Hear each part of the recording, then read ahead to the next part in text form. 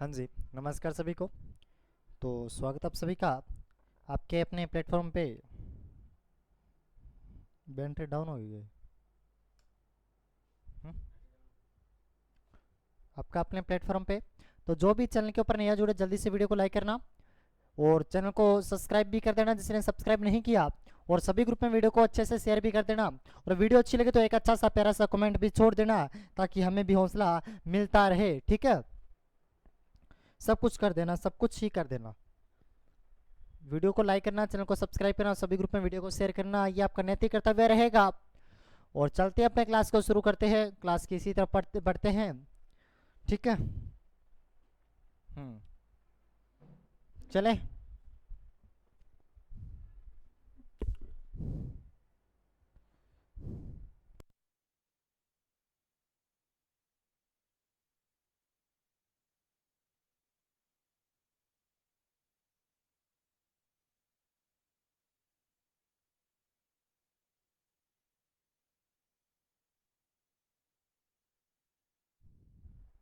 हाँ जी, आज ये सबसे पहले प्रश्न की तरफ चलते हैं। और आपका जो पंजाब पुलिस चंडीगढ़ पुलिस के है उसके ऊपर क्लास रहेगी। ठीक है। भारत का राष्ट्रीय ध्वज क्या है? भारत के राष्ट्रीय ध्वज की बात कर रहा आप कि भारत का राष्ट्रीय ध्वज कौन सा है। चार ऑप्शन आपके सामने हैं। चारों में से एक आपका भारत का राष्ट्रीय ध्वज देखने को मिलेगा और उसमें से आपको छांटना होगा कि भारत का राष्ट्रीय ध्वज कौन सा पड़ता है। तो जल्दी से बता देना मेरे को भाई, भारत का राष्ट्रीय ध्वज कौन सा पड़ता है। ये आप पे ऊपर डिपेंड करता है। भारत का राष्ट्रीय ध्वज इंद्रधनुष है, ग्रैंड यूनियन फ्लैग है, लाल चौबुज है या फिर तिरंगा। तो सभी को पता भी भारत का राष्ट्रीय ध्वज कौन सा पड़ता है। तिरंगा पड़ता है, जिसे तीन रंगा कहा जाता है। जिसे तीन रंगा कहा जाता है उसे तिरंगा कहा जाता है। यह भारत का राष्ट्रीय ध्वज पड़ता है। ये बात आपको बहुत अच्छे से पता होनी चाहिए। नेक्स्ट प्रश्न पे चलते हैं। तिरंगे झंडे के चक्कर में कितनी तीलियां होती है?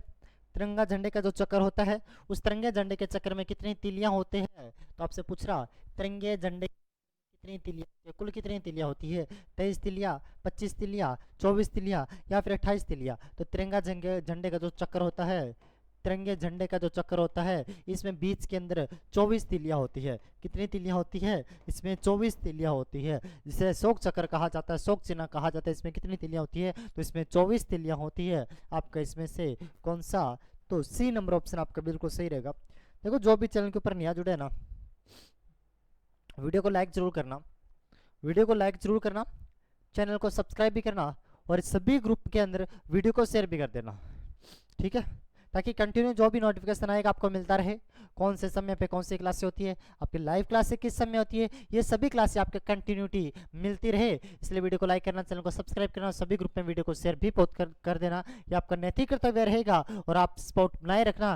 पूरा का पूरा कोर्स परचेज करना चाहते हो तो वो भी अवेलेबल है, वो कोर्स भी पूरा अवेलेबल है, वो भी आप पूरा कोर्स भी परचेज कर सकते हो। ठीक है, आगे चलते हैं।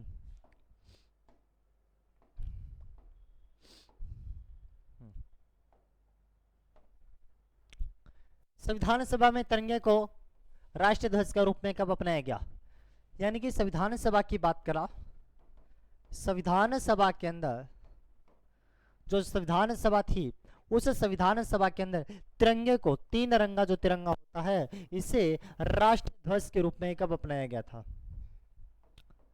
राष्ट्रीय ध्वज के रूप में तिरंगे को कब अपनाया गया था, ये आपसे पूछा जा रहा। तो 28 जून 1948 को, 22 जुलाई 1947 को, 24 जून 1950 को या फिर 26 मई 1947 को।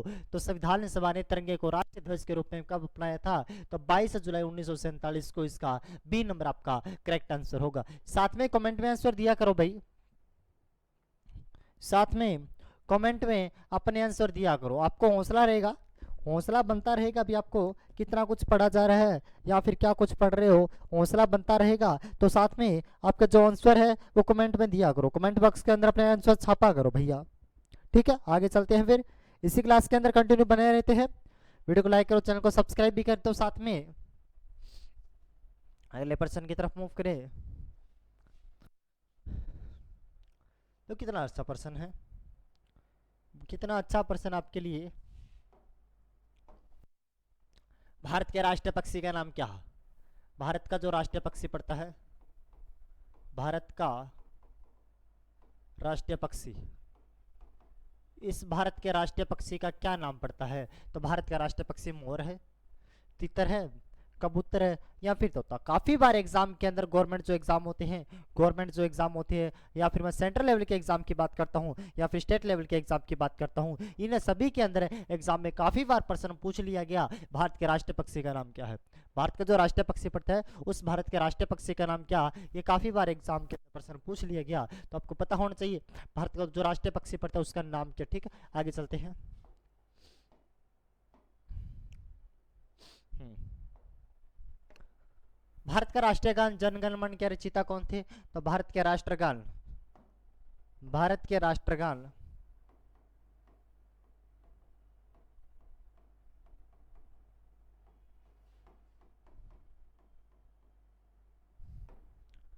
जनगण मन,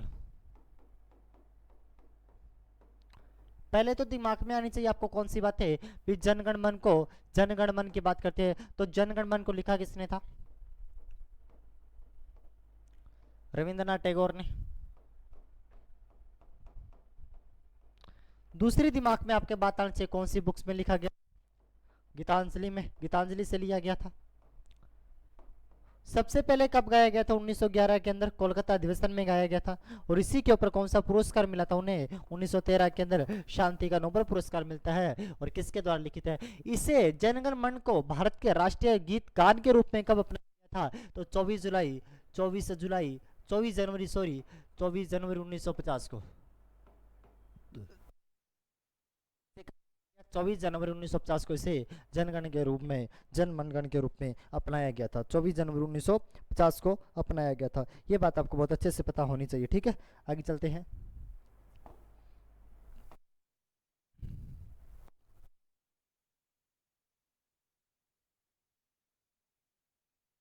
भारत का राष्ट्रीय चिन्ह क्या है? चार ऑप्शन आपके सामने है।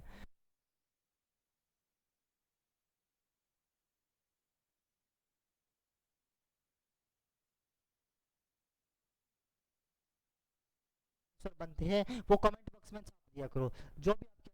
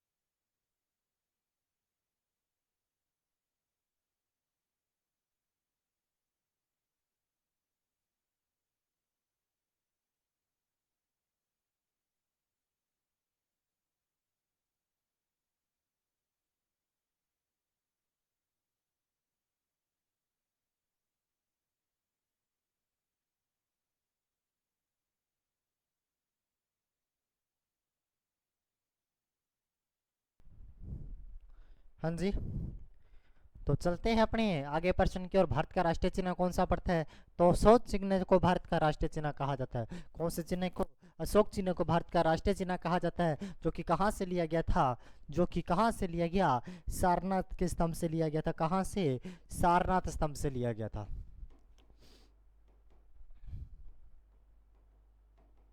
जो कि सारनाथ स्तंभ से लिया गया। और ये कहाँ पे? अगर मैं पढ़ता हूँ किसका सारनाथ स्तंभ? अशोक का सारनाथ स्तंभ यहाँ से लिया गया था। और यहीं से क्या लिया गया था? यहीं से सत्यमेव जयते लिया गया था। सत्यमेव जयते, यहीं से सत्यमेव जयते लिया गया था। ठीक है, अशोक का राष्ट्रीय चिन्ह भी यहीं से लिया गया था, सारनाथ स्तंभ से।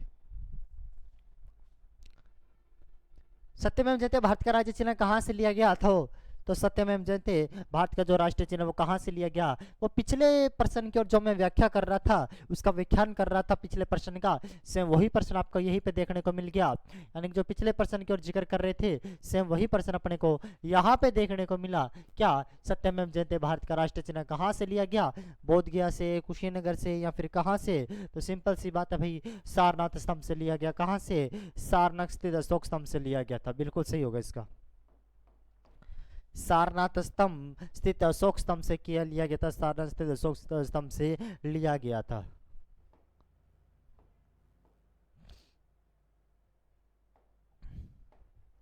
भारत का राष्ट्रीय पशु क्या है? भारत का राष्ट्रीय पशु की बात करें अभी, भारत का राष्ट्रीय पशु कौन सा पड़ता है? राष्ट्रीय पशु,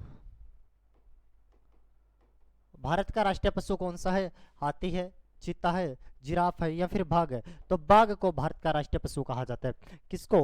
बाघ को भारत का राष्ट्रीय पशु के नाम से जाना जाता है। किसको? तो बाघ को भारत का राष्ट्रीय पशु कहा जाता है। किसको? बाघ को भारत का राष्ट्रीय पशु कहा जाता है। और आगे बात करता हूँ इसकी, कौन सी बात करता हूँ, विशेष बात करूँ तो बाघ टाइगर परियोजना की बात करता हूँ। तो भारत में टाइगर परियोजना कब शुरू होती है? 1973 से शुरू होती है भारत में। और सबसे पहले भारत में टाइगर परियोजना कहाँ से शुरू होती है? जिम कॉर्बेट नेशनल पार्क से शुरू होती है। कहाँ से? Jim Corbett national national national park से भारत में बाघ परियोजना शुरू होती है। ठीक है, वर्तमान भारत में 54 बाघ परियोजना है, और जो 54वीं बाघ परियोजना बनी है वो रानीपुर रानीपुर बाघ परियोजना, जो कि यूपी के अंदर पड़ती है। रानीपुर बाघ परियोजना यूपी के चित्रकूट जिले के अंदर पड़ती है। 53वीं गुरु घासीदास बाघ परियोजना थी।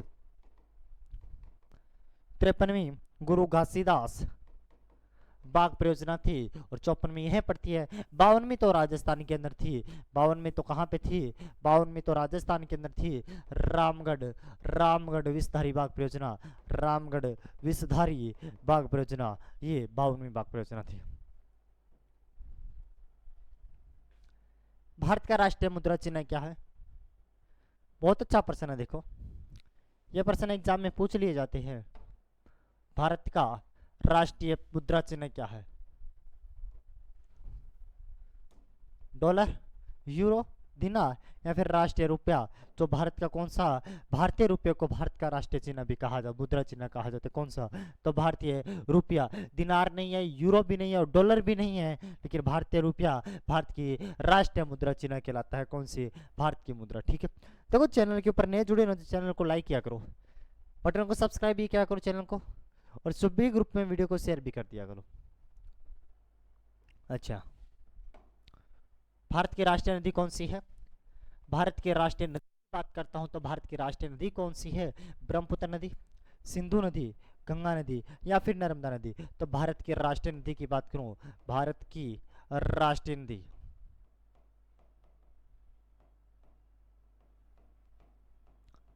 भारत की राष्ट्रीय नदी जो पड़ती है उसे गंगा नदी कहा जाता है।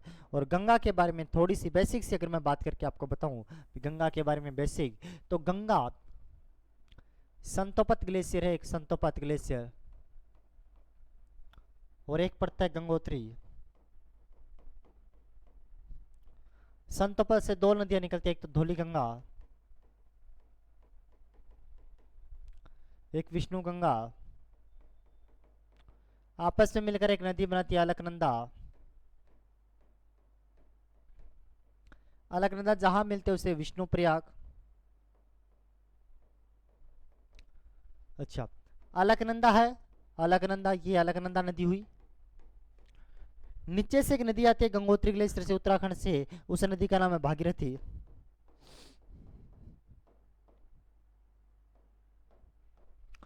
भागीरथी व अलकनंदा आपस में मिलकर, भागीरथी व अलकनंदा आपस में मिलकर एक नदी का निर्माण करती है, उसे कहा जाता है गंगा नदी। आपसे पूछा जाएगा गंगा नदी किन दो नदियों से मिलकर बनी होती है? तो गंगा नदी भागीरथी व किससे? तो अलकनंदा से मिलकर बनी है। किससे? भागीरथी व अलकनंदा से मिलकर बनने वाली नदी का नाम क्या है?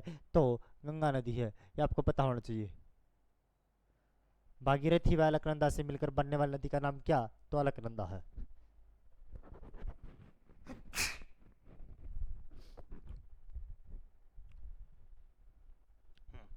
थोड़ी सी नीचे से और बात करता हूं आपको मैं।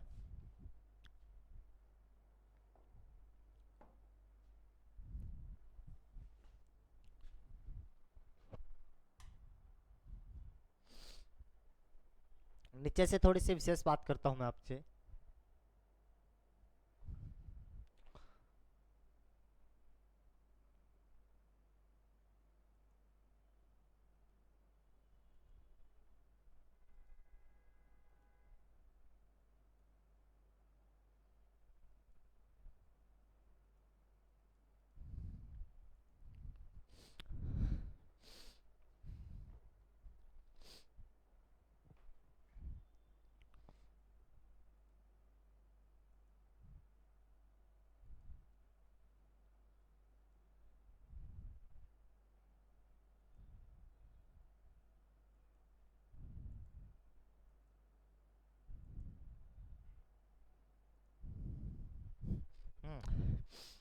नीचे से बात करूं तो ये गंगा जो आती है इस प्रकार, ये गंगा आई। पश्चिम बंगाल में गंगा नदी के ऊपर एक बांध बना हुआ जिसे फरक्का बांध कहा जाता है। फरक्का बांध से एक नदी निकलती है, उसे हुगली नदी कहा जाता है।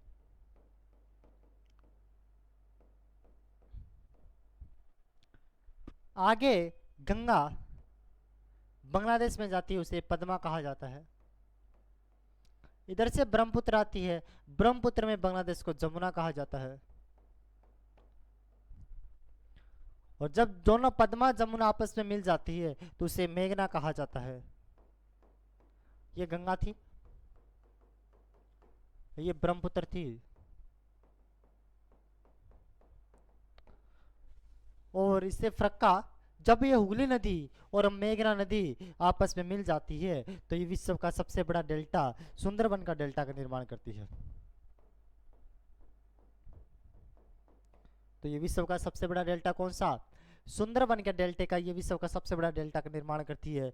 नदी को कहा जाता है कौन सी? तो गंगा व ब्रह्मपुत्र नदी आपस में बनाती है। आंख में पता नहीं आज क्या दिक्कत हो गया।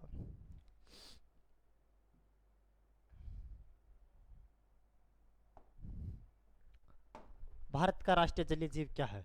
भारत का राष्ट्रीय जलीय जीव क्या है? तो गांगे डॉल्फिन को, भारत का गांगे डॉल्फिन को,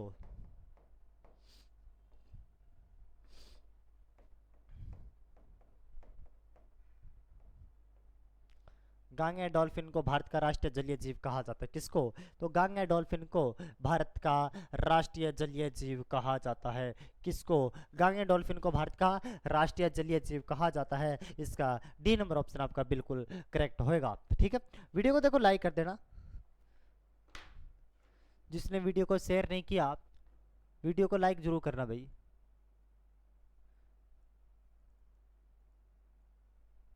जिसने वीडियो को शेयर नहीं किया, वीडियो को लाइक जरूर करना।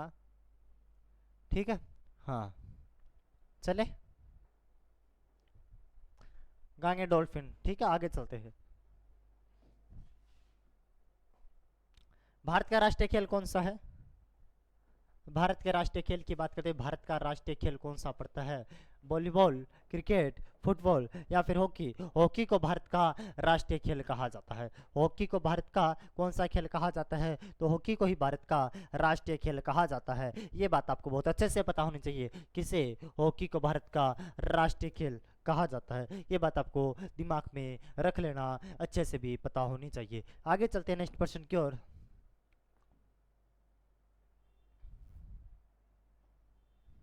संविधान सभा ने हिंदी को संवैधानिक के रूप में राजभाषा कब घोषित किया? तो राज विधान सभा ने कब घोषित किया था? 1 नवंबर 1956, 8 मार्च 1953, 14 सितंबर 1949 या 2 जनवरी 1950? तो 14 सितंबर 1949 को, 14 सितंबर 40 सितंबर 1949 को भारत ने किसे कौन सी राजभाषा घोषित, कौन सी भाषा घोषित कर दिया? तो राजभाषा घोषित कर दिया। किसे? तो आपको पता होगा 14 सितंबर 1949 को इसे राजभाषा घोषित कर दिया गया। सी नंबर ऑप्शन इसका बिल्कुल करेक्ट होगा। आगे चलते हैं।